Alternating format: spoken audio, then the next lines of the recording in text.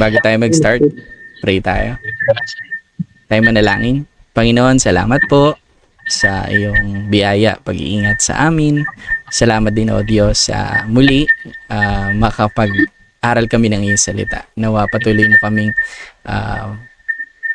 pagpalain, patuloy mo kaming bigyan ng karunungan, kaalaman.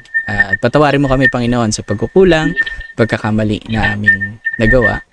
At patuloy na yakapin ang iyong pagpapatawad at pagmamahal. Salamat po, sa iyo po ang lahat ng pagpapala, papuri. Ito pa kami sa dalangin sa pangalan ni Jesus. Amen. Okay, pag-usapan natin, hope. Yan. Pag-asa. Yan. Yun ang ano natin ngayon. Yun yung talakayin natin. So, hindi naman to. Yung naka-flash, hindi to. Pero it's a good to have this. Singit ko lang sa Psalms 51:12. Mga awit. 51:12. Ito yung famous na verse. Ang galak na dulot ng iyong pagliligtas, ibalik at ako po'y gawin mong tapat. Yung bring back the joy of my salvation. Kunin natin sa English yan. Yan yung very well known.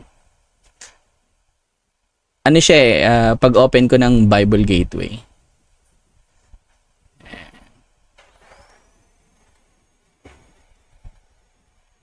Ayan restore to me the joy of your salvation. Very, very famous yan. Yan. Chapter na yan. Anyway, pag-usapan natin yung tungkol sa hope, pag-asa. So again, maikling sandali, pagbigyan niyo ako para sa iyo o ano ang pagkakaintindi mo. Yan. Sa pag-asa. So ano tayo? Paikot tayo, paikot. Pag-asa o hope. Anong simula natin kay dito sa screen, pababa. Yan, si Darwin. Simula mo na sa Darwin. Sa tingin mo, o kaya palagay mo ano ang pag-asa, hope?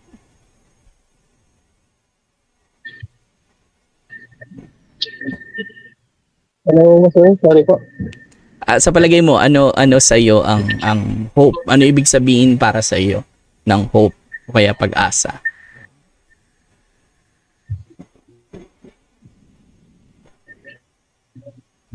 Yan, pag sinabi mo umaasa ka, yan, umaasa ako.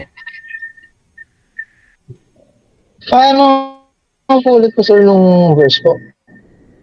Hindi related sa verse. Oo, hindi. Wala pa to. Siningit ko lang to. Ang pinaka question natin. Yung para sa iyo, ano ang pag-asa? O kaya paano mo naunawaan yung pag-asa, yung hope? Yung may inaasahan ka, ganon.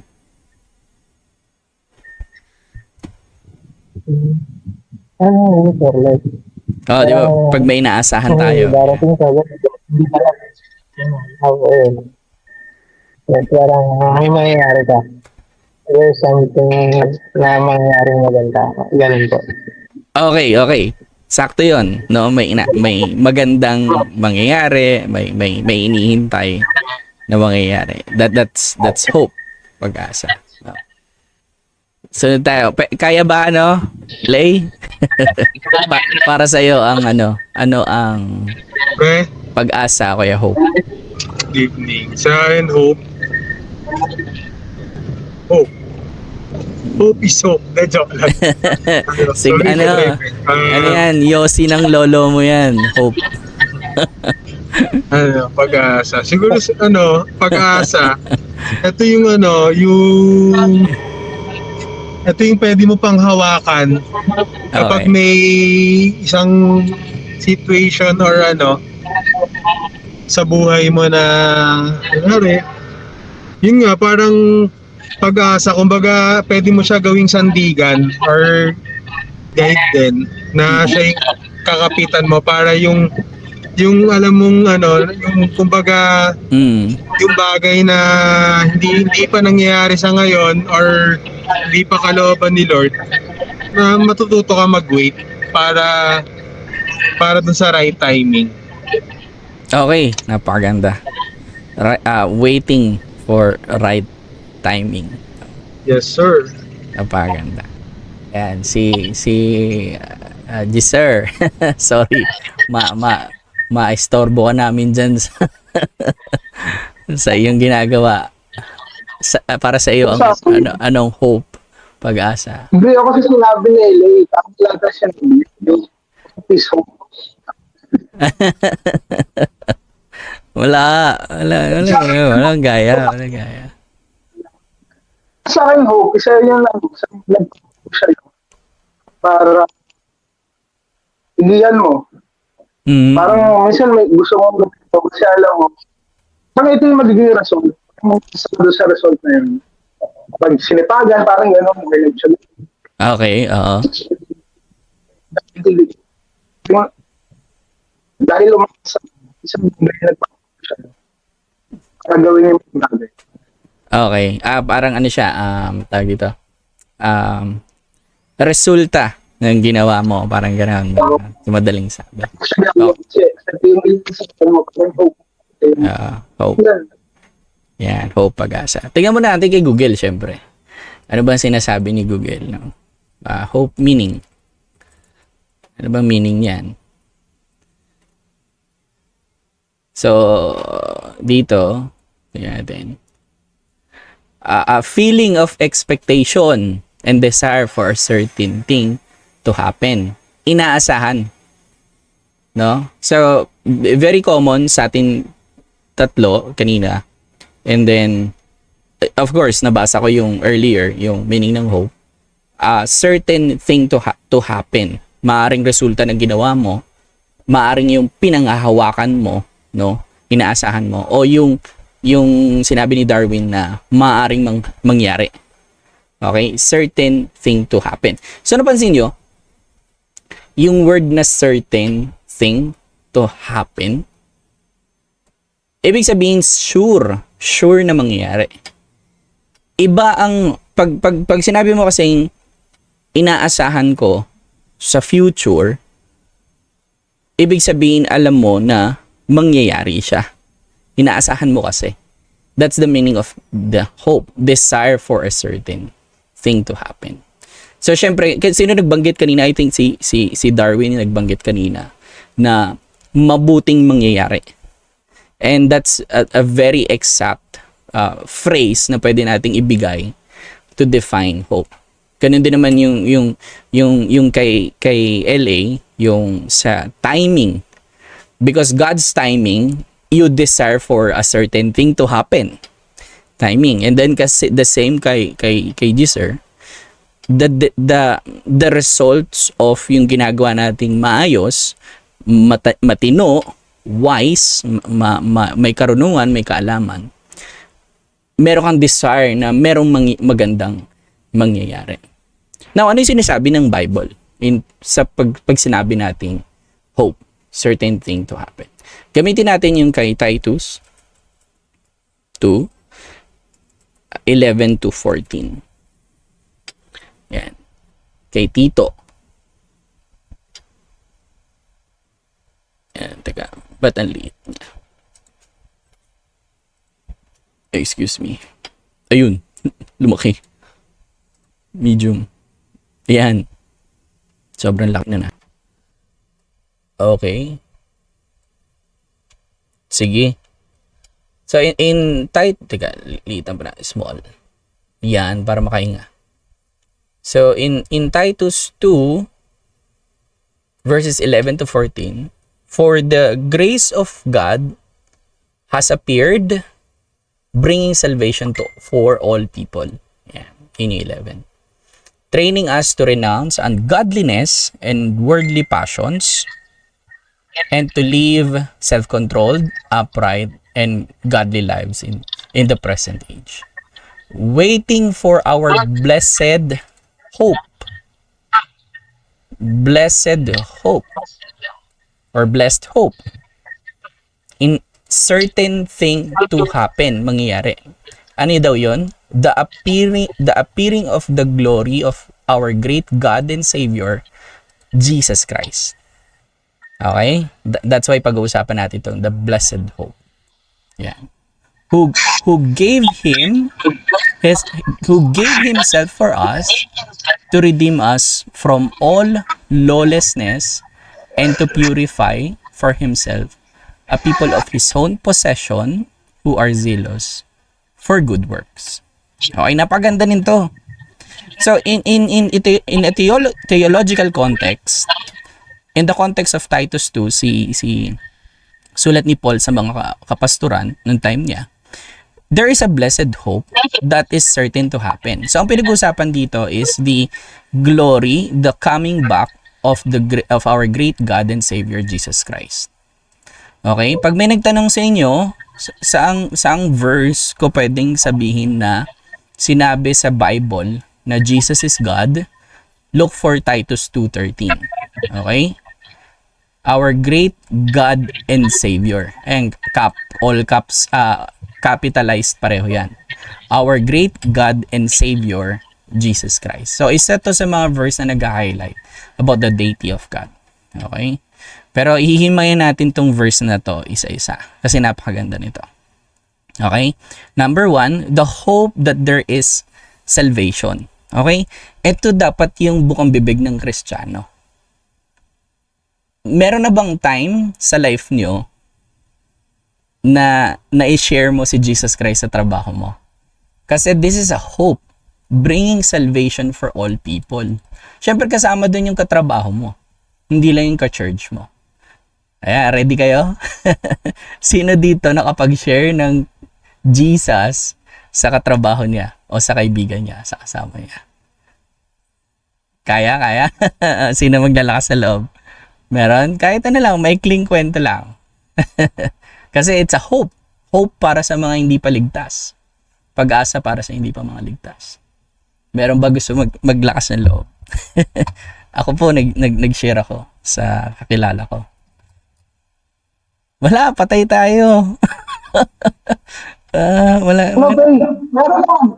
Pero hindi siya yung tulad ng iba na yung biglang, kumaga tumanggap ka na ba? Mag-pray tayo, tanggapin mo. Hindi, pero nasi-share ko yung yung especially, lalo na doon kay Jessa, doon sa partner ko, nasi-share ko naman, lalo na when it comes doon sa mga plans niya, problem sa family, yung mga good work ni Lord, yun, nasi-share ko naman.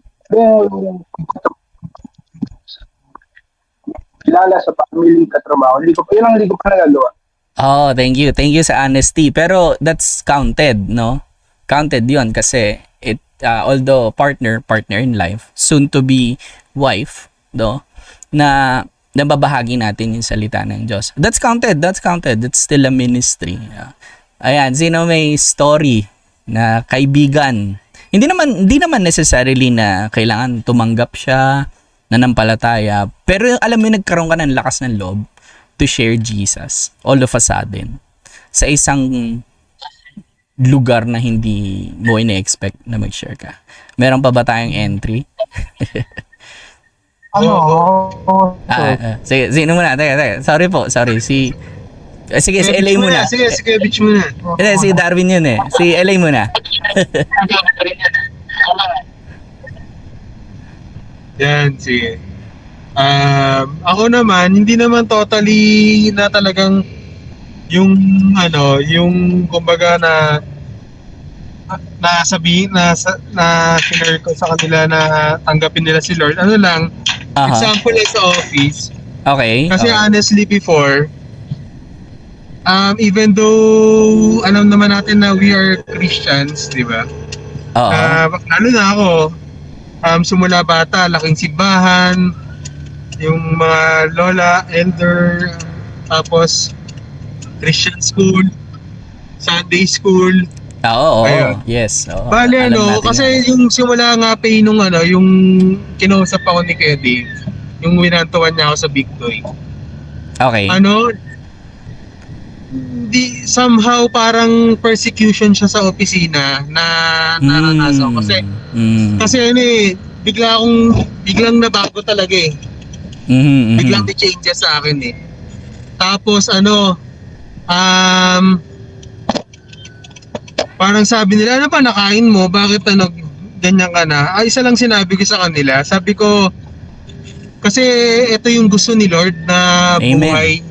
Ito Oo. yung gusto ni Lord na sundin ko siya, sabi ko sa mga kaopisina ko. Kasi before, basta alam niyo naman sa office, di ba? Sa office world, di ba? Oo. Masyadong makamundo, inuman, ganyan. Totoo. Tapos minsan beer house pa, ganyan. Tapos minsan ako pa yung promotor na pag may nakitang babae, oh, ganda nun, no? Sarap na, mga ganun. Tapos Totoo nawala naman. lahat Yeah, yun, nagulat sila. Sabi nila, ano ba nakain mo, Lloyd? Ano bang ano mo, sir? ah, Sabi ko, yun nga, nasabi ko lang, talagang yun yung gusto ng Panginoon ni Jesus na gawin ko sa buhay ko. Yun lang yung Praise sinabi the ko sa Lord. kanila. Na kasi kung ano yung makakalugod sa Panginoon, yun na yung ginagawa ko, sabi ko.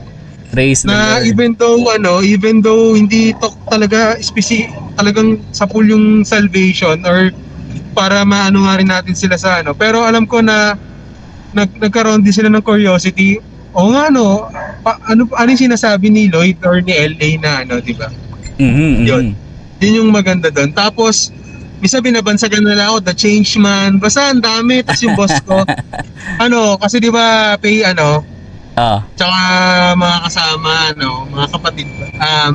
Yun nga, di ba, almost more than a year ko rin hindi kasama yung wife ko. Sabi ng boss ko, ano, gusto mo, ano, ano tayo, out of town, or ano, tapos, ano, bigyan kita babae, ganyan, inuudsok na ako na. Sabi ko, hindi na, pare, hindi ko kailangan yun, tol. Sabi ko, may okay. asawa ako, tsaka ano, ayun, tsaka hindi malulugod hindi matutuwa si Lord dyan, sabi ko sa Amen. kanya. And that's Ayun. thank you LA kasi the Bible said Jesus said that if you follow me, pick up your cross, deny yourself. And yan yung isa sa mga evidence. Meron pa tayong scripture na nagsasabi na they will persecute you in my name, in Jesus name. So, totoo yan. Nangyayari talaga sa corporate world yan na kilala ka nila. Lalo na siguro sa'yo, LA, talagang kilala ka nila from the beginning eh. Di ba? Ang tagal nyo na magkakasama din. Yes, po. And then biglang nag-change, nag-360. So talagang you will be persecuted in my name. Pero again, blessed are those who are persecuted. No? They will inherit. No? I may be paraphrasing the Beatitudes here, pero you will be inheriting the kingdom of God. So, yun talaga eh. Salamat, LA. Si Darwin kasi kanina nagkasabay Thank you kayo. po. Sa'yo, Darwin, may ano ba? Sa akin, ano, Pastor, medyo marami na din. Hindi kasi na parang sila na i-share ko din si Jesus. May mga times din na kailangan sa Lord, ano, may mga tumanggap po, gano'n. Mm-hmm. Pero, yung last wata na may napatanggap ako that was, matagal na po. Matagal na po. Mga Okay, siguro, 5 to 4 years na po. Kasi, lately, yung mga, ano lang po, like parang sa mga hindi ko naman kilalang tao.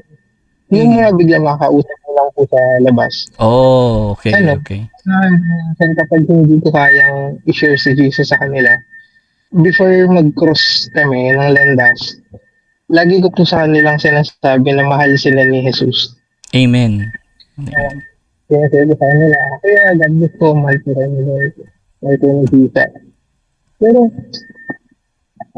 ano po po, sir, nung time po na nakakapagpatanggap ako, usually po kasi, nag-rely po ako sa Holy Spirit. Kasi minsan may mga Amen. times po kasi na, yung minsan, like, parang kumakain lang po ako sa labas and then suddenly may makikita akong tao.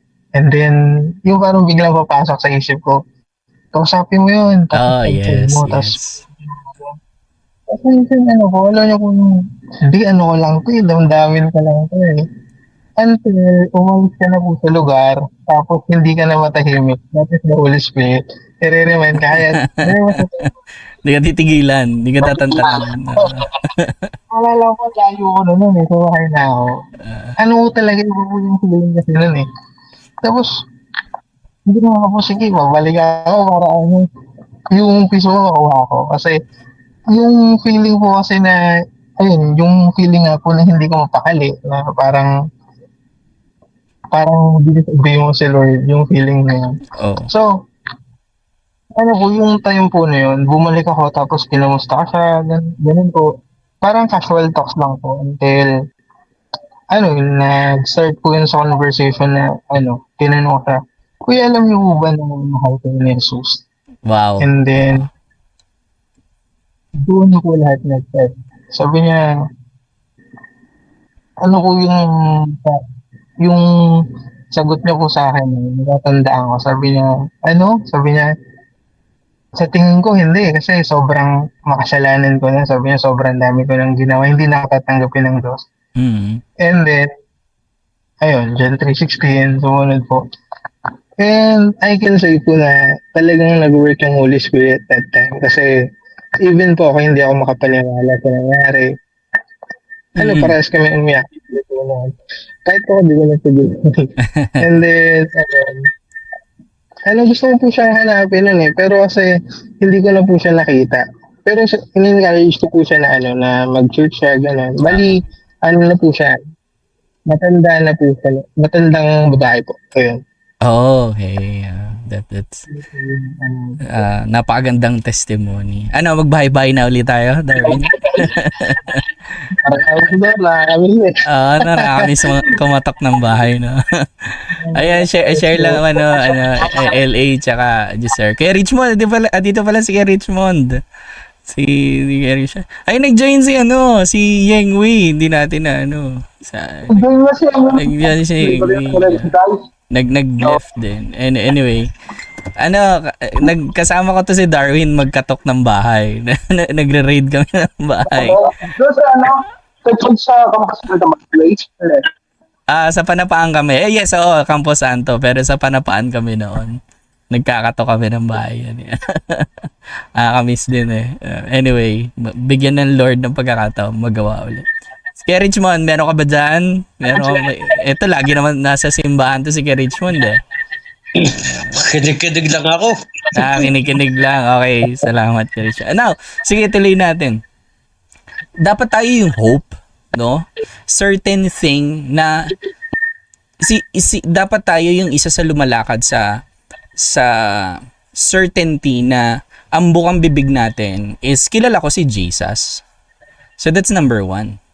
Dapat maging hope tayo to bring the good news of salvation sa lahat ng tao. Kasi yung grace ni God is for all people. Dapat tayo yung unang hope. Now in verse 12, training us, ito napakahalaga nito, pakinggan nyo ito maigi. Training us to renounce ungodliness and worldly passions and to live self-controlled, upright, and godly lives in the present age. Inaasahan tayo maging godly. Okay? Inaasahan tayo. We are being hoped for. Halimbawa, i-declare mo na ako ay susunod sa Panginoon. Just like yung example ni LA. This is a very good example. Kailangan inaasahan tayo ng mga tao na you are walking in godly.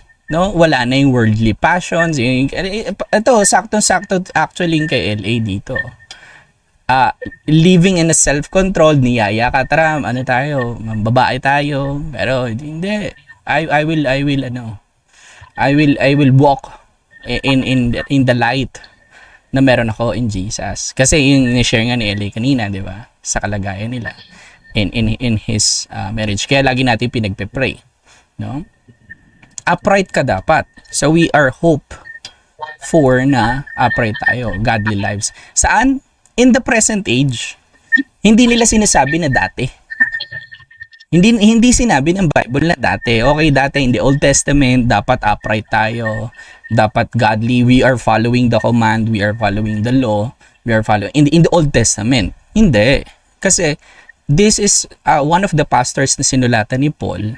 And tinutukoy niya is the present age. Tayo. We need to renounce. Pag sinabi na renounce, talikuran, talikdan, tanggihan, the ungodliness. Okay? Kailangan tayo yung mag-stand for being godly. Kahit hindi natin 100%, di natin kaya yun eh. Hindi tayo si Jesus. Pero we walk, no, with a self-controlled life. So, tandaan natin yon. We are the hope. Number one, we are the hope to bring the good news of salvation. Hindi tayo hindi tayo yung mismong salvation. No. But we are the hope. We are part of the hope na magbigay ng merong pag-asang sangkatauhan through Jesus Christ. And then, we are hoped, no? Inaasahan tayo. We are hoped for to be godly. Renounce ungodliness, worldly, wag tayo mag-worldly passions. And then in verse 13, ito yung pinaka, kaya tinawag siyang blessed hope, ito yung pagbabalik ni Christ. Okay, ito yung inaasahan natin. Anytime soon, we are hearing rumors of war, kaliwat kanan, buong bansa ngayon nililindol, no? It's one of the signs na malapit na. Again, hindi ko sinasabing next year, hindi ko sinasabing next week, hindi ko sinasabing 2020, 2030, hindi ko sinasabing 2035. No, walang nakakaalam. Pero the signs are happening. Nangyayari na siya. No? That the appearing glory of our great, babalik si Christ. Okay? Kasi sabi rin ni Paul, I think that's in 1 Corinthians 15, isa sa sinabi niya doon, kung hindi muling nabuhay si Kristo, walang saysa yung ating pananampalataya. Our faith is in vain. No? Hindi ko lang ma-flash dito yung ano. Siguro balikan ko one of the videos. Balikan natin. That's why Jesus will come back. Ito yung blessed hope natin. Who gave Himself for us to redeem us from all lawlessness. Okay? And to purify Himself. For Himself a people of His own possession who are zealous for good works. Okay? Again, inaasahan pa rin tayo. Now, let's talk about these good works. Napansin nyo, in every passage in the Bible, laging huli ang good works. Right? Lagi siyang huli. Hindi siya mauuna. You have to get a good works and then next is faith. Hindi. Kahit dito sa part na to, grace of God pa rin and then good works. Grace of God, justified, sanctified, the coming back of Christ, redemption, and then tsaka pala yung good works. So, ibig sabihin, we are expected to do good. Kasi tayo yung inaasahan to do good works. Now, that's the proper hope na meron tayo. Now, let's talk about this. False hope. Yan. Meron kasi, syempre, may mga inaasahan tayo na mali. So, binigay ko muna yung tama. Okay? Kasi mahalaga malaman natin yung tama before we observe the wrong things. Ito, ano to, mainit to. Mainit to. Pinag-usapan namin to ni Giselle. Okay. Okay lang bang sumali ng raffle? Yan. Mainit na mainit to. Kasi that's that's hope. There are certain things na inaasahan mo. Pag ano yun, inaasahan. That's hope. Ano sa palagay nyo? Wala na explanation kasi running out of time na rin tayo. Mag-alas 9 na. Yes or no lang yan. Mali ba sumali ng raffle? Si Kuya Richmond muna. Ano palagay mo kay Richmond? Sumali ka ng raffle. Tama, mali? Rumble o raffle? Raffle. Yung may may draw lots. Ganun. Saan raffle? Sa church ba or sa ano? Kahit saan. Okay. Kahit saan.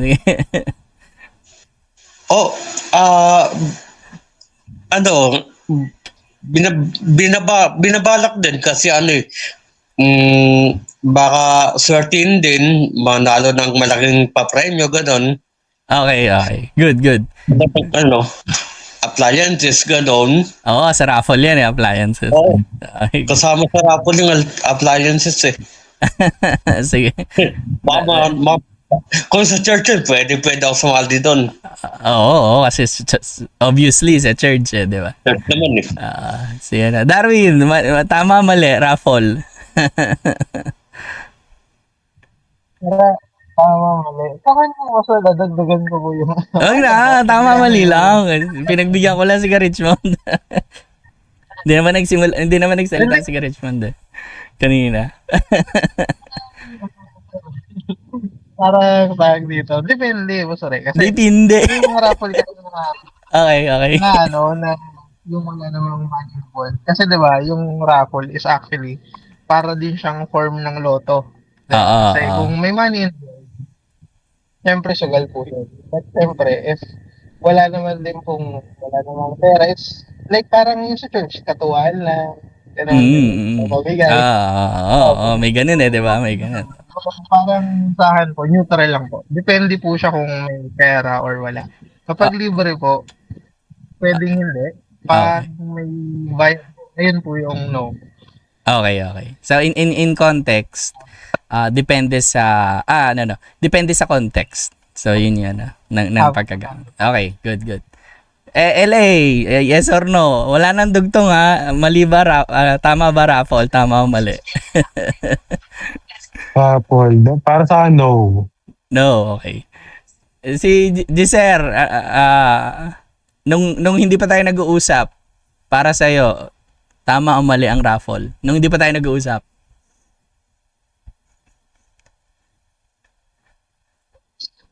Yung totoo ha, Actually, yung same, hindi pa tayo nag-uusap. ang top kasi dyan para sa lot. Nagpaliwanag So, din ano to. sabi mo sa Sa police station ngayon paliwanag. sabihin ko lang, una, Sorry. No. ako sa akin ng una, feeling ko, sabi siya. Okay, no. Okay. Good, good. So, ngayon, raffle, in a biblical context, okay, in the Old Testament, nagra-raffle sila. Pero walang napapanaluhan, walang price appliances. Okay, in the Old Testament. So, ang katumbas ng raffle in the Old Testament is draw lots, palabunutan. Okay, may pipiliin silang leader, nagpapalabunutan, sino ang susunod, palabunutan. It's in the context of decision making. Palabunutan yung ginagawa. And even in the New Testament, ginawa din nila yung palabunutan. Okay? This is outside the context of the Levites kasi yung mga Levites, pinili talaga sila. Hindi kailangan pagdesisyonan kung sino yung sunod. Pinili talaga yung Levites. But mostly, ginagamit ang draw lots. Now, fast forward sa panahon natin, raffle is ginamit siya in some context sa churches. No? Appliances, gano'n. And then, raffle, I would say, ang basis nyo is tama. Lahat yun is tama. LA said no, si Darwin depends on context, si Richmond pag sa church lang, si Giselle is kapag loto. Lahat ng sinabi nyo, may basis yon. How to answer it? Tama ba ang raffle? Okay? Raffle is okay, pero raffle nagiging mali kapag false hope. Di ba, remember, pinag-uusapan natin, you are expecting of a certain thing, inaasahan mo na mangyayari in the future na sigurado ka. Bakit mali ang false hope? Kasi nilalagay mo yung pananampalataya mo sa isang bagay. Again, anong ibig sabihin pag nilagay ang pananampalataya sa isang bagay? Last week na nabanggit to eh. I think si LA nagbanggit nun eh. Lahat ng bagay, tao, o anumang okasyon na lagyan mo ng pananampalataya is idolatry. Okay? Now, loto is bad. Why? Kasi na umaasa ka na yung loto yung mag-aahon sa'yo sa kahirapan. Hindi ka nananampalataya na si Jesus lang ang pag-asa mo. It's not about money, but it's about the faith in Christ, yung milagro sa buhay mo. Jesus Christ, no? False hope ang mali doon. Kaya hindi natin ine-encourage ang loto. Now, raffle will also be wrong if you are falsely hoping, no? LCD screen, 60 inches. Yan. Ayun na ba pinakamalaki o meron pa? 80. May 80 ba tayo? May 80 inches ba na TV? Meron, no? So, naka-focus ka na doon sa TV. Inaasahan mo na pag nanalo ako dito, kahit church, kahit in the context of church, pero if you are hoping falsely, no? Ingat, kasi nakaka-addict din ng raffle sa unang panalo. Now, raffle is okay. Walang problema doon. But if you put your faith doon sa pwede mong makuha sa raffle, then that is wrong. Okay? Kaya sabi ko, lahat ng sinabi nyo kanina, walang mali doon. Kasi lahat kayo may basis. And that's how you judge raffle. So, kapag nilalagay natin yung ating pag-asa sa isang bagay na mas binibigyan natin siya ng pananampalataya, that will fall into idolatry and more. No, marami pang mangyayari doon. Okay, the only hope na dapat meron tayo is yung binasa natin. There's a lot of hope na pwede nating mabasa in the Bible. Sa concordance ba yun? Or sa glossary sa likod ng Bible. Kung gusto mong makabasa ng verse about hope, ang dami doon. But ito yung ginamit natin, yung Titus 2:11-14. Again, the real hope na pwede nating pagfokusan is the hope for the salvation for all people. Hope na you will walk in godliness. And then, 3, hope that Jesus will come back for us. Kasi yun yung faith na meron tayo.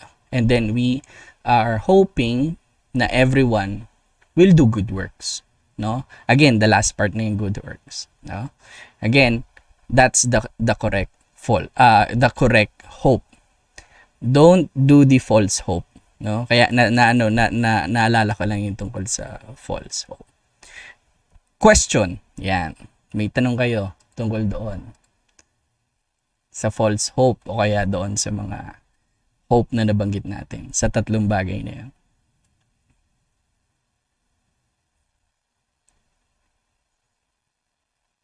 Wala akong magtatanong. Hindi, biro lang. Wala na tayong time. It's almost 9. So, gusto man natin, we have a time frame. Pero lang ko may tanong kayo, doon lang tayo mag-extend. Kung wala naman, okay na. So, sige, all good. Ano muna tayo? Before we pray, picture naman tayo. Maganda kayo, no? Picture tayo. Meron ka bang magandang camera dyan? Sino ba may magandang kuha? Beach. Ganda, oh. Ay, ano nangyari sa aking camera? Nawala ang camera ko. Ako na screenshot. Let's stop sharing. Hindi pag ready na ah. Ala, hindi gumagana yung ano ko. Camera ko. Ang tapon na lahat ng ano. Sayang naman. Iyan naman na lang. Insert. Raffle cellphone. Ano lay? Ay, hindi, teka. Game. I-join. Teka lang. Mag-join ako ng isang, yung isang account. Sabi ko na, huwag mo na si mama yung pag-anuhin mo. Lubat. Ayan. Teka. Oo. Mama, ikaw ka na, nagdudugo na yung dextrose mo. Ay, wait. Nag-ano? Bat pala. Feedback. Paano ba tanggalin yun? Wait lang ah. Audio output. Oy, sa Sunday ah. Oo nga pala. Sunday. Hello? Oh, yes, Richmond. Okay, bitch, sorry ka namin, Sunday. Ayan, picture na tayo. Ay, hindi ah. Kakamute ka, Pay. Hindi ako nakamute. Sige, picture lang naman.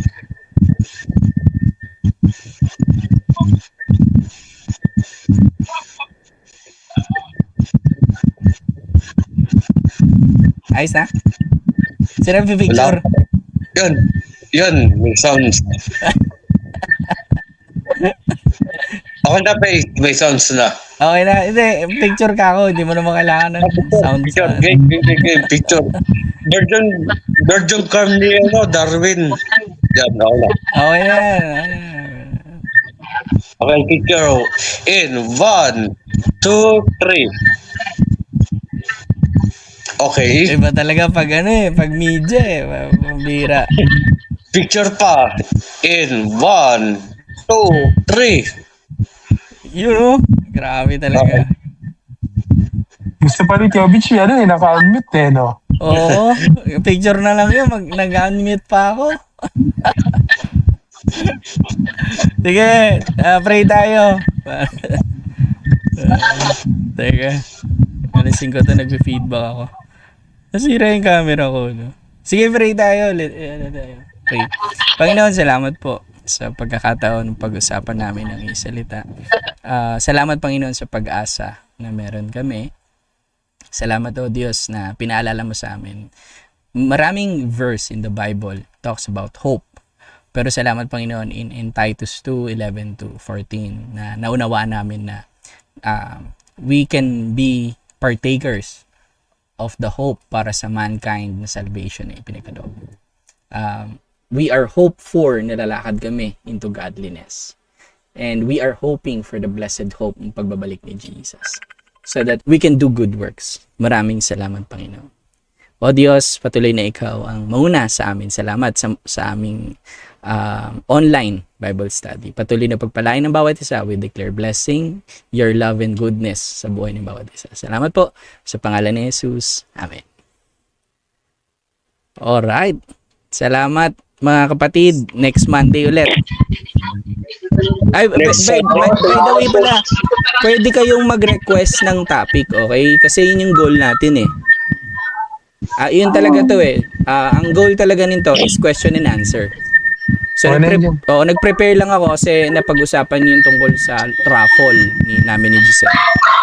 Pero pwede kayong mag-drop ng question dito sa group chat.